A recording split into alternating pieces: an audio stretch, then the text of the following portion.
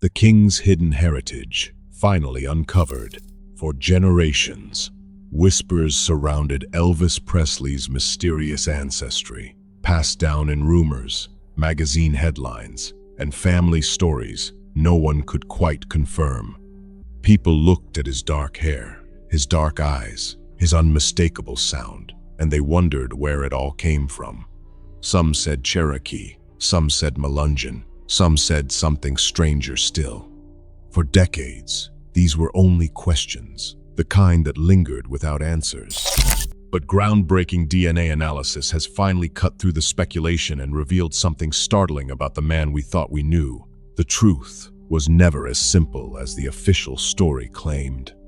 Beneath the famous Presley name lies a tangled web of hidden bloodlines, defiant choices, and erased identities, stretching back centuries and across continents.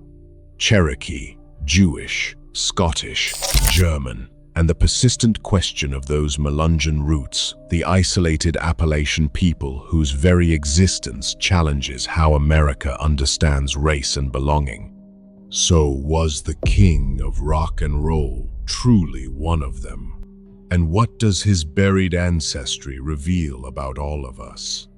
To answer that, we have to start where the official record first breaks down. In 2004, a team at DNA Consultants began analyzing genetic material preserved since 1977, the year Elvis Presley died. Working under strict laboratory protocols, they extracted and amplified the Y-DNA marker, the genetic signature passed unchanged from father to son across generations. It is the closest thing science has to a paternal fingerprint, and it does not lie. When the results came back, the data pointed to haplogroup 12, F244, a rare subclade most commonly found in Scottish populations. To confirm it, the lab compared the profile against international Y-DNA databases, weighing both frequency and surname associations. What they found upended everything. Among thousands of entries, not a single Presley surname matched the genetic signature, not one. Instead, the closest and most frequent matches appeared under a completely different name, Wallace, concentrated in Itawamba County, Mississippi. This was no statistical fluke. The Wallace match was exact, confirmed repeatedly across multiple database searches, while the profile showed no overlap with any Presley line in the reference collections. Forensic checks ruled out contamination, and the sample's handling was consistent with standard procedure for historical artifacts. The conclusion was difficult to escape. By direct paternal descent, Elvis's DNA aligned with the Wallace family, not the Presley one.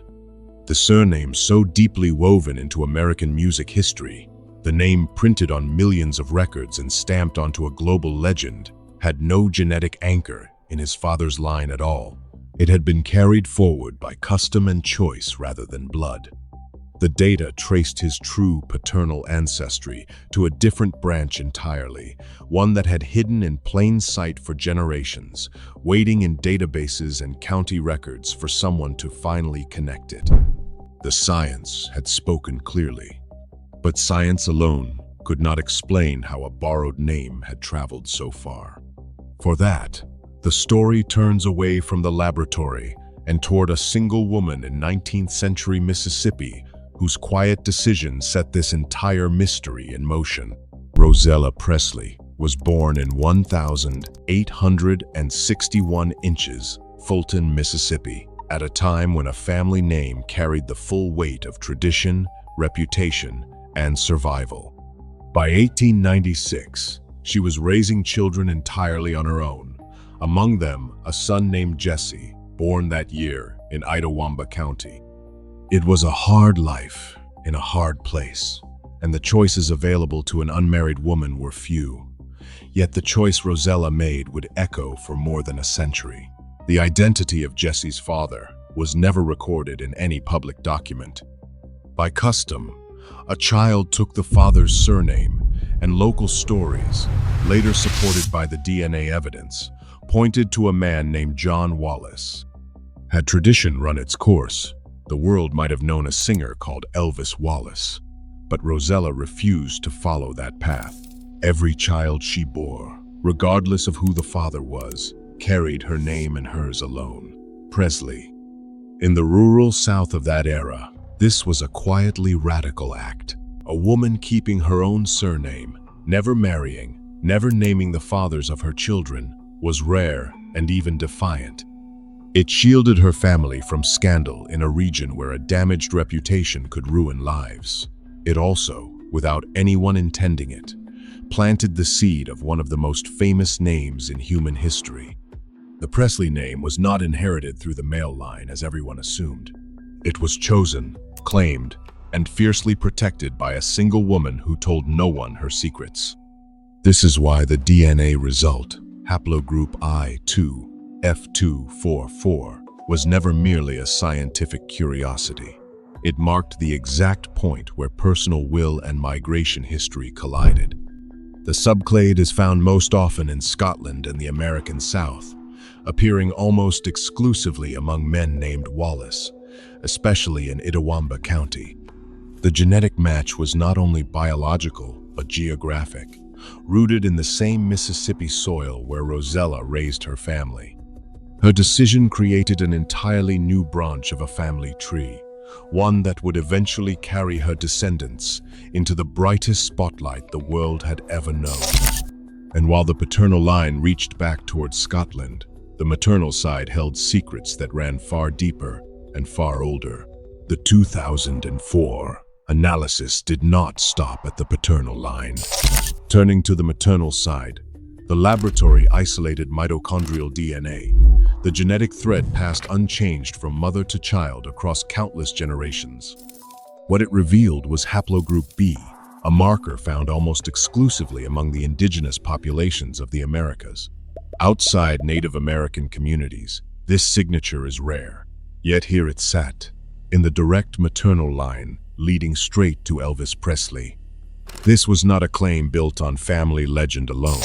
It was reinforced by a separate test in 2007, conducted by Oxford Ancestors and sponsored by Lisa Marie Presley, which confirmed high autosomal matches for American Indian ancestry. Two independent lines of evidence, mitochondrial and autosomal, pointed in the same direction.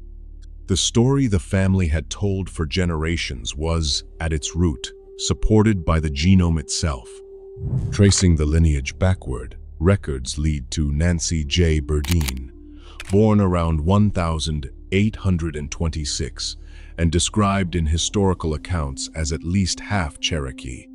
Her place in the family tree is supported by period documents, including the 1850 Alabama census, which listed her husband, Abner Tackett, simply as Indian.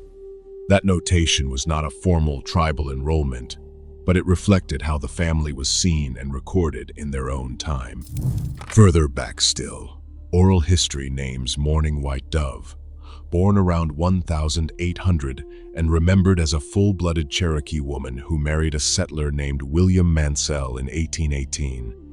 Together, the mitochondrial DNA, the supporting autosomal results, and the surviving census records form a remarkably consistent pattern. Native American ancestry runs through Elvis's maternal line, rooted in the southeastern frontier long before official tribal documentation existed to confirm it. And this is the precise thread that matters most, because Cherokee ancestry sits at the very heart of the deepest questions surrounding his identity. It is the doorway through which a far stranger and more contested possibility enters, a possibility tied to an isolated people in the mountains of Appalachia, and to a word that has followed Elvis's story for decades.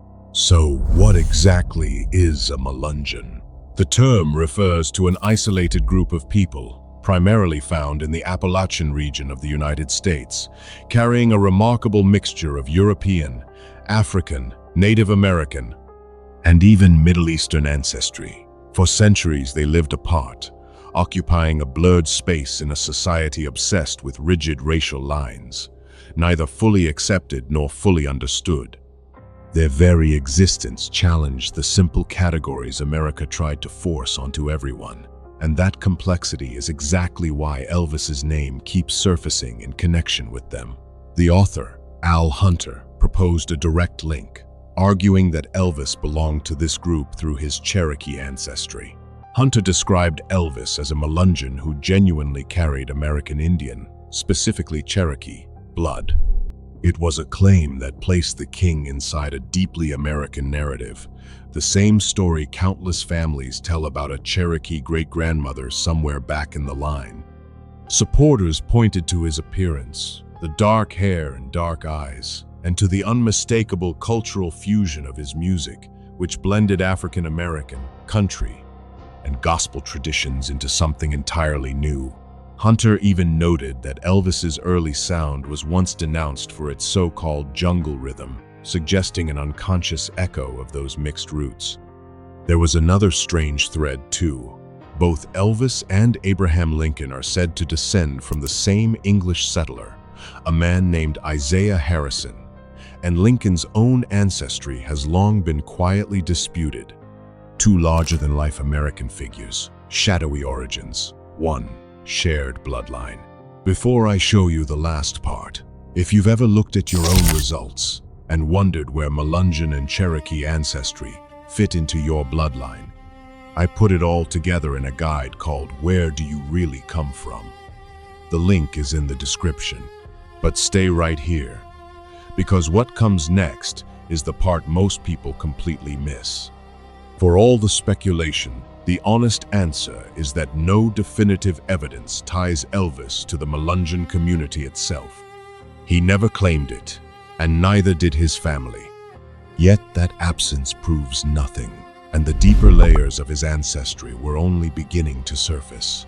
Layers that would reach far beyond Appalachia and into an entirely unexpected faith. In 1959, Elvis commissioned a headstone for his beloved mother, Gladys, and chose for it a symbol rarely seen in a Mississippi cemetery at that time, a Star of David. He did this years before his rise to global fame, a private gesture made for a private grief. The marker stood quietly in Graceland's meditation garden until it was stored away after his death in 1977. And then it vanished from public view for more than 4 decades. Not until 2018 did Graceland's archivists bring it back into the light, citing a family tradition that traced Jewish ancestry through Gladys's maternal line. That tradition centers once again on Nancy Burdine, the same ancestor tied to the Cherokee thread, but described in other accounts as a Jewish immigrant from Lithuania. The records from that era are incomplete, as census and church documents so often are. Yet the family narrative, reinforced by Graceland's own statements, points consistently to this matrilineal link. And under Jewish law, identity passes through the mother. That detail matters enormously, because it would mean that by traditional definition, Elvis himself was Jewish, regardless of how thin the paper trail had become. Elvis's connection to this heritage reached far beyond a cemetery. In 1972, he wore a chai necklace, the Hebrew symbol of life, during a concert in Salt Lake City, and he was wearing one again on the night he died. Friends and biographers recalled his quiet interest in Jewish customs. He reportedly served as a Shabbos goy for a rabbi in Memphis, helping with tasks forbidden to observant Jews on the Sabbath, and he donated generously to the Memphis Hebrew Academy. A 1998 Wall Street Journal article documented these details, noting that Elvis often spoke of feeling different, as though he carried a legacy others could not see, a symbol on a headstone, a pendant against his chest, small acts of faith woven through ordinary days. Each was a quiet affirmation of a family history that was hidden and, in its own subtle way, proudly worn. But even this was not the final layer. Beneath the Jewish thread lay older roots still, reaching back to a German village and a name nobody would recognize today. Johannes Brusler was born in 1,669 inches, the Palatinate region of Germany, a land shaped by centuries of migration, war, and religious upheaval.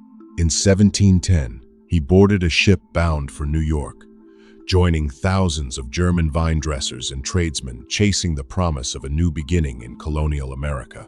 He could not have known that he was the founding ancestor of a family destined for legend. This was the era when names bent and shifted as immigrants pressed into a new world, whether by choice or by the simple wear of unfamiliar tongues. Over the generations, Brusler softened into Bressler, then Pressler, and finally Presley. The name that would one day blaze across marquees and record labels began as a German surname carried off a ship in the early 18th century. From there, the line threaded itself quietly into the fabric of the American South, moving through marriages and migrations until it converged with the rest of Elvis's ancestry. Recent genetic work confirms this German heritage directly. A 2023 analysis by iGenea identified strong German markers within Elvis's DNA, sitting alongside pronounced Scottish, Irish, French, and Cherokee signatures. The genetic profile that emerged was not a single origin, but a mosaic, with autosomal matches reflecting not only Germany and Scotland, but traces of Spain and Native American ancestry as well. These results did not contradict the historical record. They confirmed it. German and Scottish lines, interwoven through generations of frontier marriages, each one adding another color to an already complex family portrait. Even the often noted black hair and dark eyes in the Presley family fit naturally into this picture, the visible inheritance of a bloodline shaped by centuries of movement across continents and cultures. Layered atop centuries-old records, the DNA evidence now traces a path that few could have imagined, running from the vineyards of the Palatinate to a tiny two-room house in Tupelo, Mississippi. The lineage proved far richer than the official story ever admitted. And yet richness was only half of it, because alongside all this ancestry ran something else entirely, a deliberate pattern of silence, secrecy, and disappearance that had kept these truths buried for so long. Dunnan Presley's life reads like a study in absence. He fathered children with 4 different women, never bothered to divorce, and deserted the Confederate Army not once but twice. He left families scattered across Mississippi without support and without clear paternal ties, a man who slipped away from every obligation he ever made. In a world like that, secrecy was not scandal. It was survival. This was the environment that made Rosella Presley's silence about her children's fathers feel less like concealment and more like simple necessity. Keeping those names unspoken shielded the family in a region where reputation could mean everything, where a single rumor could close doors for a generation. That instinct toward concealment did not end with one family. Decades later, Colonel Tom Parker, the architect of Elvis's career, would take a strikingly similar approach, carefully managing public narratives and steering attention away from anything that might invite scrutiny. The pattern repeated across the generations, each layer of silence pressed down upon the last, until the true origins of Elvis's family line were buried beneath them. There were physical mysteries too. On the 19th of September 1903, 2 first cousins, Bob Smith and a Mansell woman, were married in Mississippi, a union common enough in rural Southern communities, but one that concentrated inherited traits within the family, including the distinctive features that would later appear in their descendant, Gladys. When Elvis rose to fame, those features became fuel for public debate. Magazine headlines in the 1950s asked the question openly and bluntly, "Is Elvis white?" It reflected both raw curiosity and the rigid racial boundaries of the age. Even his appearance carried small deceptions. Elvis's natural hair was a light brownish blonde, which he famously dyed jet black, sharpening his features for the cameras. Persistent rumors, raised years later by a former bodyguard, even suggested he had reshaped his nose, though nothing was ever proven. Dyed hair, debated surgery, cousin marriage, unnamed fathers, a managed public image, layer upon layer of concealment, all of it obscuring a truth that DNA would finally stubbornly bring back into the light. Today, genetic evidence proves that even the most towering icons stand at the crossroads of hidden histories. So was Elvis Presley truly a Melungeon? The honest answer is that no test can stamp him with that single label, and he never claimed it for himself. Yet the deeper truth is almost more remarkable. His bloodline carried Scottish and German roots, a Cherokee maternal thread, a matrilineal Jewish heritage, and the same tangled mixture of peoples that defined the Melungeons of Appalachia. Whether or not the word fits, the substance of it runs through his veins. That is what makes his story so quietly powerful. Elvis was never a single, simple origin. He was a convergence, a borrowed surname, a defiant woman's choice, a German immigrant's voyage, a Cherokee ancestor, a Star of David on a mother's grave.